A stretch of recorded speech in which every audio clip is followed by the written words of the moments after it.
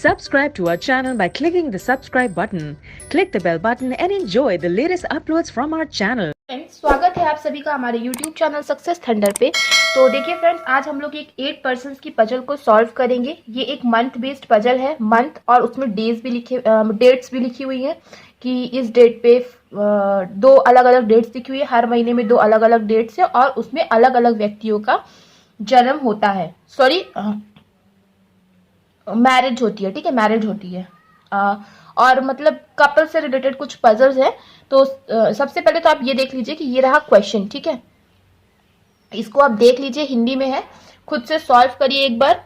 खुद से सॉल्व करना फ्रेंड्स जरूरी इसलिए है ताकि आपको ये पता चल सके कि आपकी क्या अप्रोच है और आप कहाँ स्टैंड करते हो। उसके बाद एक बार वीडियो देखिएगा आप। तो आई होप अब तक आप लोगों ने स्क्रीनशॉट ले लिया होगा हिंदी पार्ट का। एक बार इंग्लिश का भी स्क्रीनशॉट ले लीजिए। खुद से सॉल्व करने के बाद एक बार कमेंट सेक्शन में मेंशन जरूर कर दीजिएगा फ्रेंड्स कि कितना समय लगा आपको इस क्वेश्चन को सॉल्व करने में। ठीक है,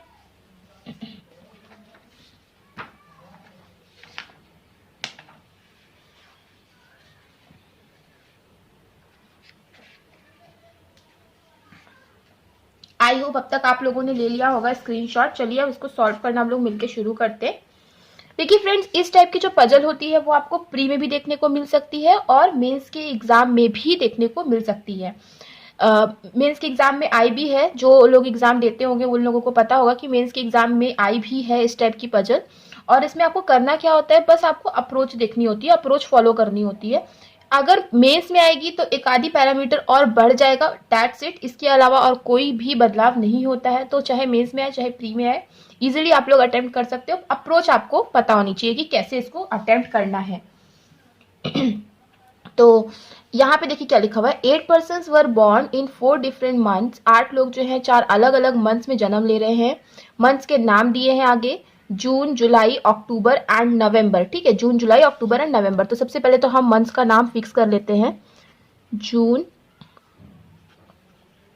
जुलाई, अक्टूबर एंड नवंबर। जून में आप देखिए, जून, जुलाई, अक्टूबर, नवंबर में तो जन्म लेते ही लेते हैं। That is 5th and 10th of the same year, 5वें और 10वें में। ठीक है, 5वें और 10वें तारीख को एक ही साल में। ठीक है, तो एक ही साल में 5वें और 10वें तारीख को, हर महीने के 5वें या फिर 10वें तारीख को जन्म ये लोग लेंगे। तो इस तरीके से सबसे पहले आपको नोट करना है। इसका प्रोफोर्मा आपको इस तरीके से बनाना है। कुछ लोग ऐसे करते हैं कि यहाँ मंथ लिखते हैं, यहाँ डेट लिखते हैं, फिर मंथ, मतलब कुछ इस तरीके से करते हैं कि यहाँ पे 5 और 10 इस टाइप का लिखते हैं। तो उसमें फ्रेंड्स गड़बड़ हो जाती है। बट इसमें क्या है ना, बहुत सिंपली अप्रोच होती है और इजीली सॉल्व हो जाता है। आगे देखिए, there are 4 married couples in them. इसमें 4 मैरिड कपल्स भी हैं। तो कैसा हो गया ये फ्रेंड्स, ये क्वेश्चन कि 8 लोग हैं, अलग अलग महीनों में जन्म लेते हैं। ठीक है, अलग अलग डेट्स में जन्म लेते हैं, 2 अलग अलग डेट्स में अलग अलग महीनों में जन्म लेते हैं। ऑल्सो ये लोग जो है 4 मैरिड कपल्स हैं इसमें। आगे देखिए, A was born on an odd number date in a month before October. ठीक है, अक्टूबर के पहले किसी ऑड नंबर डेट में जन्म लेता है कौन, ए। अच्छा, और एक चीज मैं आपको सजेस्ट करूंगी फ्रेंड्स कि कभी भी इस टाइप के क्वेश्चंस को आप बना रहे हो तो किस महीने में कितने दिन आते हैं वो जरूर लिख लीजिए। जैसे कि जून में आते हैं 30 डेज, जुलाई में आते हैं 31 डेज, अक्टूबर में आते हैं 31 डेज एंड नवंबर में आते हैं 30 डेज। ठीक है, तो इजी है। आगे देखिए, A was born on an odd number date in a month before October. ठीक है, ए जो है एक ऑड नंबर डेट में जन्म लेता है अक्टूबर से पहले वाले किसी महीने में। ठीक है, अक्टूबर ये रहा, इसके पहले वाले महीने में यानी जून या फिर जुलाई में किसी ऑड नंबर डेट में जन्म लेगा। अब देखिए फ्रेंड्स, डेट हमारे पास कितनी है, 5 है या फिर 10 है। ठीक है, तो 5 ही हो गया, 5 ही में होगा जन्म लेगा एक, क्योंकि 10 तो इवन नंबर डेट है और अक्टूबर के पहले जन्म लेता है। तो अक्टूबर के पहले या तो जून 5 को ए जन्म लेगा या तो फिर जुलाई 5 को ए जन्म लेगा। तो यही 2 पॉसिबिलिटी हमारी बनेगी, राइट। आगे देखिए, B who is the husband of A was born in July. ठीक है, बी जो कि ए का हस्बैंड है वो कब जन्म लेता है, जुलाई में जन्म लेता है। तो हमारे पास एक कपल निकल के आ गया कि बी हस्बैंड है किसका, ए का। ठीक है, अब एक चीज आपको याद रखना है फ्रेंड्स कि मैंने जब भी मैं ब्लड रिलेशन के क्वेश्चन को मैंने सॉल्व कराया है तो उसमें मैंने आप सभी को अलग अलग बारी एक्सप्लेन किया हुआ है इस चीज को कि कभी भी फ्रेंड्स क्वेश्चन आता है जिसमें मेल एंड फीमेल होता है तो उसमें आप मेल और फीमेल को डिफरेंशिएट कर दीजिए ज़रूर, क्योंकि इससे भी क्वेश्चंस बन सकते हैं, पुटअप हो सकते हैं। और मेल फीमेल को डिफरेंशिएट करने का जो सबसे आसान तरीका है वो यही है कि आपको क्या करना है कि या तो कोई साइन लगा दो, जैसे मैं मेल के लिए प्लस और फीमेल के लिए माइनस का साइन लगा देती हूँ। आप मल्टीप्लाई डिवाइड कुछ भी लगा सकते हो जैसे। इसके अलावा आप चाहो तो स्मॉल m या फिर f भी लिख सकते हो, बट एक बार मेल और फीमेल को डिफरेंशिएट आपको जरूर करना है।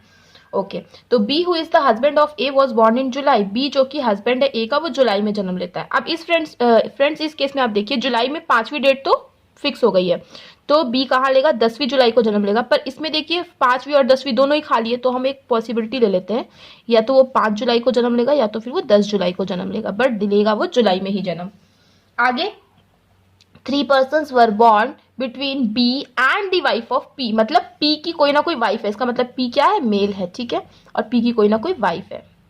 तो क्या बोला, 3 पर्सन्स जो है वो जन्म लेते हैं B के बीच में और P की वाइफ के बीच में, ठीक है। B यहाँ पे है तो 1 2 3 छोड़ के P की वाइफ ऊपर तो जा नहीं सकती बिकॉज प्लेस नहीं है, तो 1 2 3 छोड़ के P की जो वाइफ होगी वो नीचे आएगी। इसमें देखिए 1 2 3 छोड़ के P की वाइफ अगेन ऊपर नहीं जा सकती बिकॉज प्लेस नहीं, तो 1 2 3 छोड़ के P की जो भी वाइफ होगी वो नीचे आएगी। इसमें भी देखिए 1 2 3 छोड़ के ऊपर जाएगी नहीं क्योंकि प्लेस नहीं है, तो 1 2 3 छोड़ के P की वाइफ कहाँ आ जाएगी, नीचे आ जाएगी। तो 3 persons were born between B and the wife of P. D was born immediately before the wife of P. D जो है P की वाइफ के जस्ट पहले जन्म लेता है। P की वाइफ अगर इस केस में यहाँ है तो D यहाँ आएगा, इस केस में यहाँ, और इस केस में D यहाँ पे आ जाएगा। Only 3 persons were born between D and the husband of L, ठीक है। D और L के हस्बैंड के बीच में क्या होगा, 3 लोग जन्म लेंगे। अब L का हस्बैंड होगा मतलब L कोई ना कोई फीमेल है और उसका कोई ना कोई हस्बैंड है। तो क्या बोला friends, 3 persons were born between D and the husband of L, ठीक है। तो D अगर यहाँ पे है तो 1 2 3 छोड़ के तो L नीचे नहीं आ सकता, L का हस्बैंड मतलब नीचे नहीं आ सकता बिकॉज प्लेस नहीं है, तो 1 2 3 छोड़ के L का हस्बैंड कहाँ आ जाएगा, यहाँ आ जाएगा, ठीक है। इसमें भी नीचे नहीं जा सकता, तो 1 2 3 छोड़ के L का हस्बैंड क्या हो जाएगा, A हो जाएगा।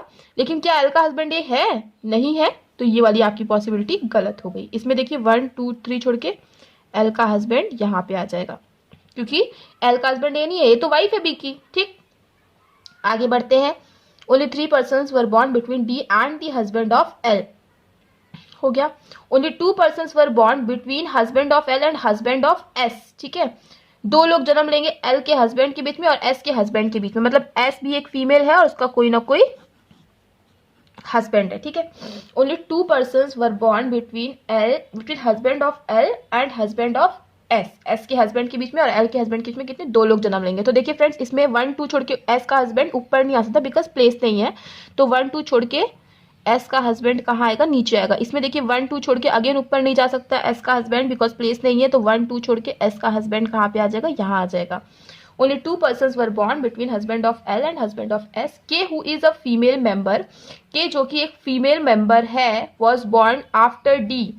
D के बाद K जन्म लेती है, ठीक है, और K क्या है, एक फीमेल मेंबर है। ओके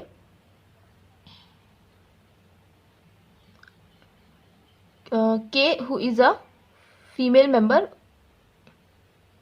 तो देखिए फ्रेंड्स K जो है वो D के बाद लेती है जन्म, और K क्या है, K is married to D, ठीक है। K ने D से शादी की है और K क्योंकि फीमेल है तो D क्या हो जाएगा, मेल हो जाएगा। अब यहाँ आप देख रहे हो 1 2 3 4 5 कपल्स है, तो 5 कपल नहीं फ्रेंड्स 4 ही कपल है। अभी हम इसको सेट करेंगे, आगे पढ़ते हैं। तो D के बाद आएगा K, अब D के बाद आएगा K, यहाँ पे तो नहीं आ सकता क्योंकि यहाँ पे तो P की वाइफ है, तो D के बाद K कहाँ पे आ जाएगा, यहाँ पे आ जाएगा क्योंकि K क्या है, D की वाइफ है। इसमें देखिए D के बाद K अगर आप यहाँ लिखोगे तो ये तो P की वाइफ है ना, तो यहाँ पे K आएगा नहीं, तो ये आपका कैंसिल हो गया। अब आपके पास एक पॉसिबिलिटी बची है। L was born immediately before P, P के जस्ट पहले जो है L born होता है, L was born immediately, ये वाला आपका हो गया। L was born, Y was born after S, sorry Y was born before S, और Y जो है कहीं ना कहीं S के पहले वो जन्म लेता है। तो देखिए फ्रेंड्स ये वाला हमारा कंप्लीट हो गया है। अब हमें क्या करना है, अब हमें इन 2 कपल हमें मिल चुके हैं, अब हमें तीसरा और चौथा कपल हमें बनाना है। तो देखिए फ्रेंड्स कि P जो है, P हस्बैंड होगा किसी न किसी का, या तो फिर P हस्बैंड होगा L का, या तो फिर P हस्बैंड होगा किसका, S का, ठीक है। तो अब हमें देखना है कि P किसका हस्बैंड हो सकता है। तो यहाँ पे क्या हमने P को फिक्स कर पाया है, नहीं कर पाया है, ठीक है। तो देखिए फ्रेंड्स, इसको हम सेट कैसे कर सकते हैं। देखिए यहाँ पे क्या बोला है कि P के जस्ट ऊपर आना है L को, ठीक है, और हमें पता है कि P एक मेल है, तो यहाँ पे तो P की वाइफ आ रही है, तो यहाँ पे तो आ नहीं सकता P, यहाँ पे P आ सकता है, ठीक। यहाँ पे P अगर आएगा तो उसके जस्ट ऊपर L नहीं आ पाएगा, यहाँ पे अगर आपने P लिखा तो उसके जस्ट ऊपर L नहीं आएगा, मतलब डेफिनेटली P कहाँ आएगा, P आएगा यहाँ पे, मतलब P हो जाएगा किसका हस्बैंड, P हो जाएगा S का हस्बैंड, P के जस्ट ऊपर आ जाएगा L, ठीक। अब क्योंकि P हो गया S का हस्बैंड, तो L का हस्बैंड कौन होगा, Y होगा। ये वाला आपका सॉल्व हो गया। देखिए 4 कपल आपको मिल गए, और Y के बाद आना है क्योंकि S को, तो Y के बाद आ जाएगा S। अब Y चूंकि मेल है, S हस्बैंड, Y क्योंकि मेल है तो L का हस्बैंड Y ही है, तो यहाँ पे आ जाएगा Y, और यहाँ पे क्या आ जाएगा S। तो देखिए फ्रेंड्स, फाइनल अरेंजमेंट क्या बना हमारा, A Y B L P D S K, ठीक है। और ये हमारे 4 कपल्स 1 2 3 4। तो देखिए फ्रेंड्स, सारा का सारा अरेंजमेंट जो है इजीली सॉल्व हो गया, सबके हमें जेंडर पता चल गए, सारे कपल्स पता चल गए हैं, और इसी तरीके से आपको इस क्वेश्चन को डील करना है, इजीली सॉल्व होते हैं। और क्वेश्चन अगर समझ में आ गया है तो फ्रेंड्स एक बार शेयर ज़रूर कर दीजिएगा वीडियो को, और अगर चैनल पे पहली बार आए हैं तो चैनल को सब्सक्राइब करना मत भूलिएगा। मिलते हैं अपने नेक्स्ट वीडियो में। Thank you so much for watching.